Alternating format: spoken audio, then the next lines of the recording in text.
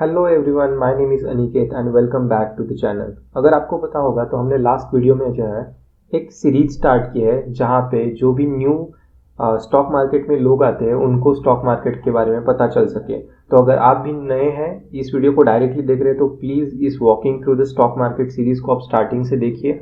यहाँ पे आपको पता चलेगा कि क्या होते हैं स्टॉक्स, क्या होते हैं बाकी की चीज़ें और आपको कैसे एक राइट शुरुआत करनी चाहिए। ठीक है, तो चलिए आज के टॉपिक पे वापस आते हैं। तो आज का जो हमारा टॉपिक है वो है फ्यूचर्स एंड ऑप्शंस। और इस चीज़ में जो है हम सिर्फ ये देखने वाले हैं कि इसका जो है इंट्रो क्या होने वाला है, जैसे कि ये चीज़ें क्या होती है।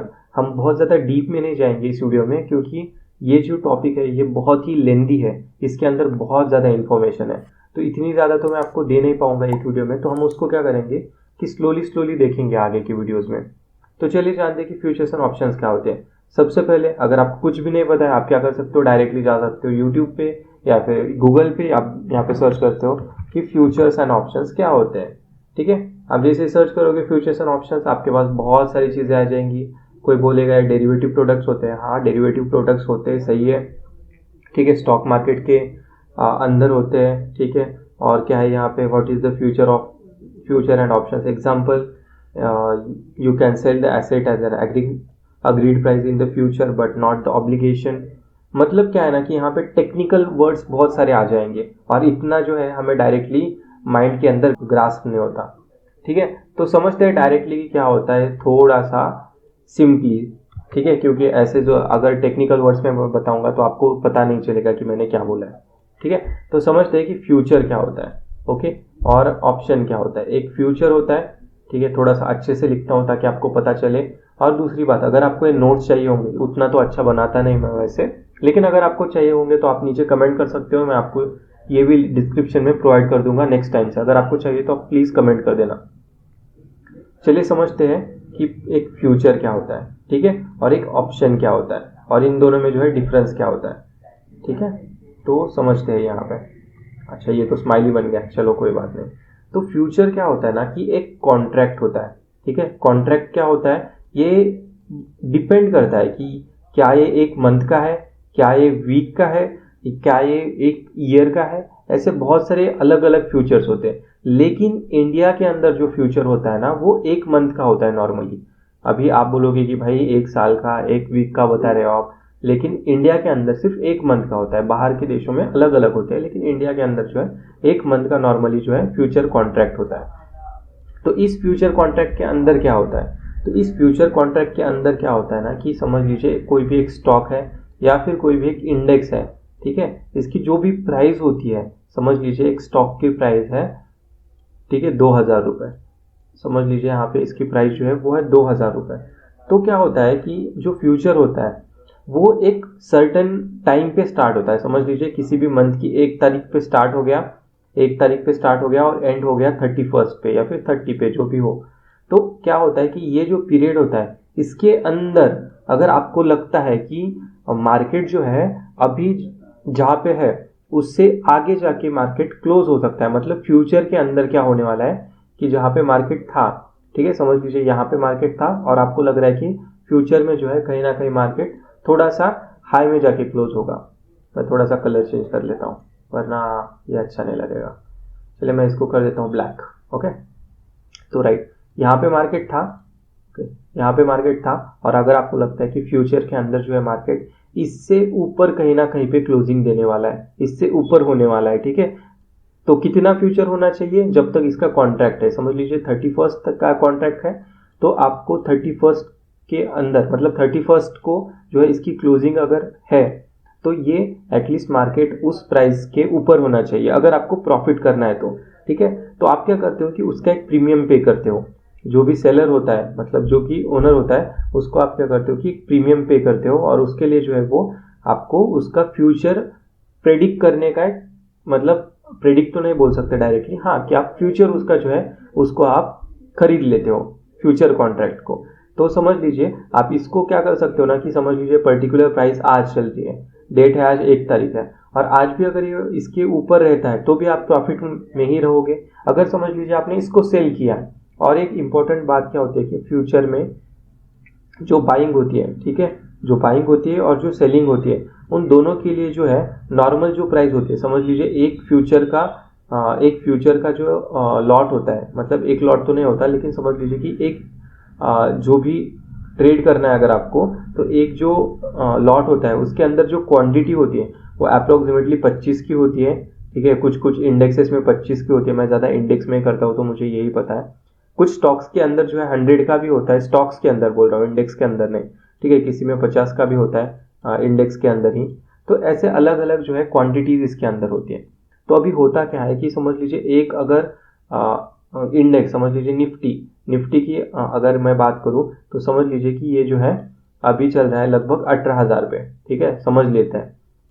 और इसका जो फ्यूचर का प्रीमियम है वो चल रहा है लगभग, समझ लीजिए एक, जैसे एक लॉट होता है, एक लॉट के अंदर समझ लीजिए इसके 50 क्वांटिटी होती है। ठीक है, तो ये अभी एग्जैक्टली वैल्यूज में यहाँ पे आपको नहीं मतलब बता रहा हूँ, अगर यहाँ पे कुछ ऊपर ज़्यादा भी हो जाता है तो आप कर लो, मैं सिर्फ बता रहा हूँ आपको यहाँ पे।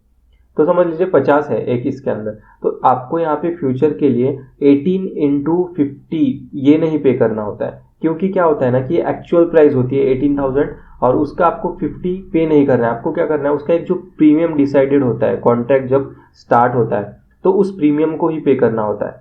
तो ये होता है कि आपका जो प्रीमियम होता है वो, उसके बाद आप क्या कर सकते हो, उसको उसी प्रीमियम पे, जो भी प्रीमियम है, जो भी लॉट है उसके हिसाब से उसको मल्टीप्लाई करके उसको आप सेल भी कर सकते हो एक फ्यूचर को। लेकिन ये जो होता है ना, अगर आपने समझ लीजिए फ्यूचर को जो है अभी यहाँ पे है मार्केट और आपने बोला कि 31st को जब एक्सपायरी है तब मार्केट डाउन साइड रहेगा, इससे डाउन रहेगा, तो आप प्रॉफिटेबल होगे। आप सेम डे में भी यहाँ पे निकाल सकते हो, एक दो दिन में भी निकाल सकते हो, कभी भी निकाल सकते हो, ये डिपेंड करता है कि एक्सपायरी कितनी दूर है।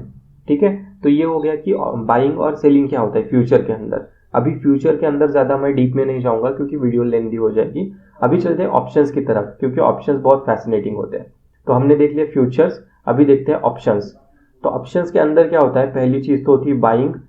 फ्यूचर्स में भी बाइंग होता था, ठीक है, यहाँ पे भी बाइंग था, यहाँ पे भी सेलिंग था, लेकिन ये दोनों भी सेम ही थे अप्रोक्सीमेटली। लेकिन अगर आप ऑप्शंस के अंदर देखोगे तो बाइंग और सेलिंग में बहुत ज़्यादा डिफरेंस होता है। बाइंग इज वेरी रिस्की, जैसे मैंने पिछली वीडियो में भी कहा था, बाइंग बहुत रिस्की होता है।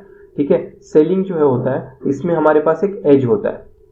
अभी एज क्यों होता है, क्या होता है, वो हम नेक्स्ट वीडियो में बात करेंगे। अभी सिर्फ इंट्रोडक्शन लेने वाले हैं, क्योंकि अगर एक बिगिनर है कोई स्टॉक मार्केट के अंदर और अगर मैं एक ही वीडियो के अंदर उनको सारी चीज़ें एक्सप्लेन करने बैठूंगा तो वो लोग जो है, अगर आप भी होंगे तो थोड़ा कंफ्यूज हो जाएंगे। तो मैं यहाँ पे जो है इंट्रोडक्शन ही देने वाला हूँ इस वीडियो के अंदर।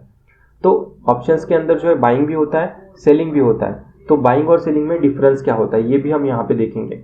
तो बाइंग में क्या होता है कि यहाँ पे जो आपको प्रीमियम पे करना होता है ना, वो प्रीमियम समझ लीजिए कि बहुत ज़्यादा मार्जिन में अवेलेबल होता है। समझ लीजिए जो ऑप्शन बायर होता है ना, उसको जो प्रीमियम पे करना होता है, अगर समझ लीजिए कोई इंडेक्स जो है वो है अभी बैंक निफ्टी समझ लेते हैं। ठीक है, अभी ये जो चल रहा है वो चल रहा है समझ लीजिए 38,000 में। ठीक है, और इसका प्रीमियम जो चल रहा है इसमें बहुत सारी चीज़ें होती है, in the money, out of the money, at the money.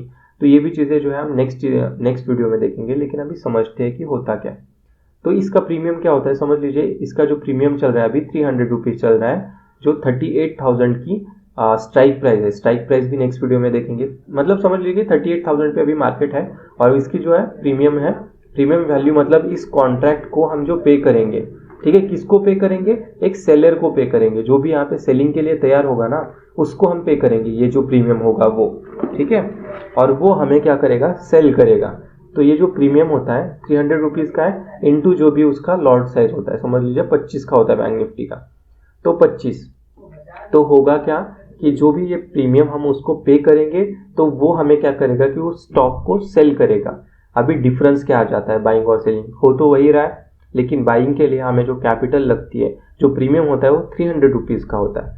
ठीक है, और जो सेलिंग होती है बाइंग के लिए अप्रोक्सीमेटली जो हमारा प्रीमियम होता है वो कम होता है, और एक लॉट जो है 10 से मैक्सिमम जो है, अगर आप फ्राइडे को भी करते हो तो 15,000 तक आपका कोई भी इन द मनी, मतलब जो स्ट्राइक चल रही है, जहाँ पे मार्केट चल रहा है, तो वहाँ के प्राइस का जो है आपको ऑप्शन यहाँ पे मिल जाएगा।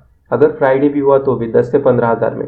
लेकिन जो ऑप्शन सेलिंग होती है उसमें वैसा नहीं होता। ऑप्शन सेलिंग में क्या होता है ना कि अलग चीज़ें होती है।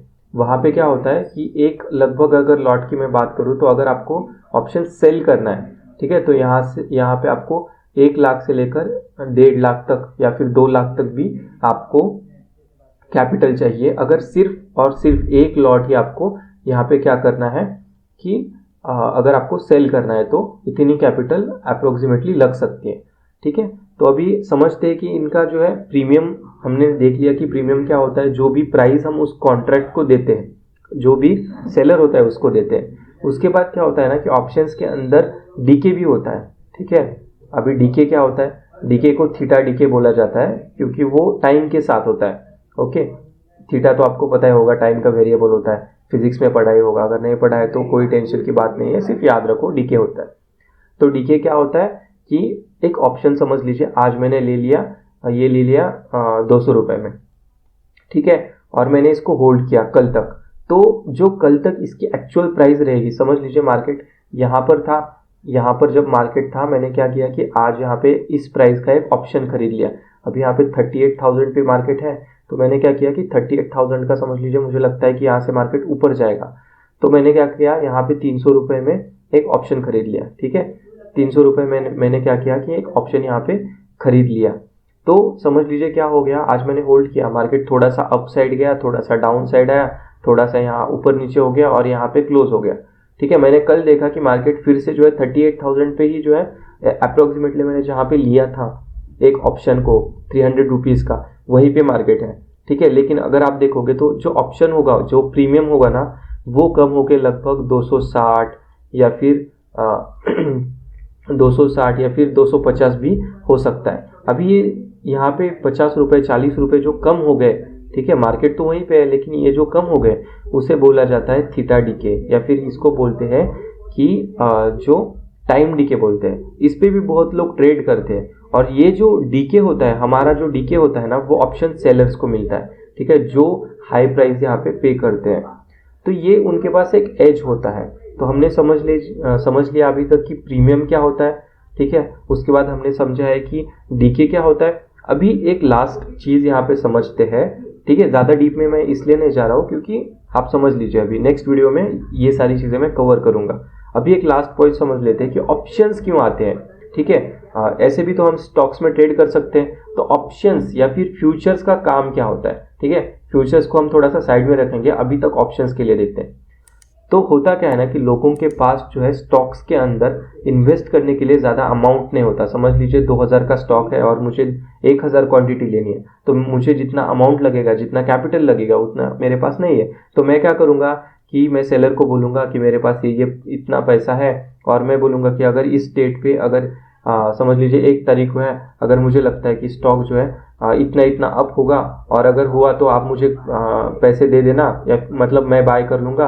अगर नहीं हुआ तो मैं यहाँ पे मतलब कि अगर नहीं हुआ तो मैं बाय नहीं करूँगा। बाय करूँगा या नहीं करूँगा ये मेरे पे है, ठीक है। लेकिन मैं सिर्फ यहाँ पे क्या करूँगा कि जैसे एक टेबल बुक करते हैं ना, वैसे बुक करके रखूँगा। मैं ऑब्लिगेटेड नहीं हूँ उसको बाय करने के लिए, मतलब बाय करने के लिए मुझे उतना पैसा देने की ज़रूरत नहीं है। अभी ये आप इतना नहीं समझोगे, इसलिए मैं थोड़ा सा सिंपली समझाने का ट्राई कर रहा हूँ। तो फिर क्या होता है ना कि हमें यहाँ पे ऑब्लिगेशन नहीं होता, उसको बाय ही करना है। हमने प्रीमियम दे दिया, 300 रुपये दे दिया, अगर ऊपर गया तो ये प्रीमियम क्या करेगा, ऊपर जाएगा, 400 रुपये 500 रुपये चला जाएगा। तो हम क्या कर सकते हैं, किसी और को जिसको लगता है कि यहाँ से और भी ऊपर जाएगा, ठीक है, तो उसको हम क्या कर सकते हैं, फिर सेल कर सकते हैं। जो तैयार है कि हाँ यार जो है मैं यहाँ पे लेने के लिए तैयार हूँ, तो उसको हम क्या करते हैं कि ये प्रीमियम पे पे कर देते हैं और सेल कर देते हैं। तो ये तो होता है कि कैसे करना है। लेकिन एक इम्पॉर्टेंट बात क्या होती है ना कि ऑप्शन जो होते हैं ना, इसके अंदर हमें स्टॉक के जैसा मार्केट,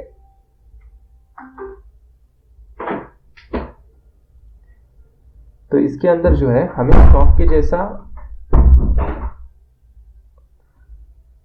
तो इसके अंदर जो है हमें स्टॉक के जैसा ऊपर 1 पॉइंट पे गया तो 1 पॉइंट का प्रॉफिट, नीचे एक पॉइंट गया तो 1 पॉइंट का लॉस, ऐसा नहीं होता है। इसके अंदर क्या होता है कि एक मोमेंटम को कैच करना होता है। समझ लीजिए मार्केट यहाँ पे है, बहुत टाइम यहाँ पे क्या कर रहा है, ऐसे ऐसे ऐसे ऐसे चल रहा है, और एक टाइम के अंदर क्या हो गया कि इसके बाहर चला गया और एक अच्छा खासा अपसाइड में चला गया, ठीक है। तो ये हमें कैप्चर करने के लिए जो है हम यहाँ का ऑप्शन बाय कर सकते हैं, यहाँ का ऑप्शन बाय कर सकते हैं, यहाँ का कर सकते हैं, कहीं का भी ऑप्शन बाय कर सकते हैं। लेकिन ऑप्शन के अंदर जो है मोमेंटम को कैच करना इंपॉर्टेंट होता है, क्योंकि अगर मार्केट साइडवेज रहा और अगर हमने किसी का ऑप्शन लेके रखा है तो वो क्या होगा कि थोड़े टाइम के बाद डीके होना स्टार्ट हो जाएगा और आपका पैसा यहाँ पे कम होना स्टार्ट होगा।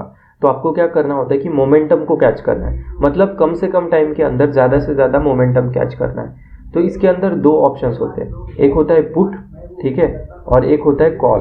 अभी पुट और कॉल क्या होता है, एक पुट मतलब क्या होता है कि मार्केट यहाँ से नीचे जाने वाला है तो मैं क्या करूँगा, यहाँ पे पुट लूँगा, खरीदूंगा।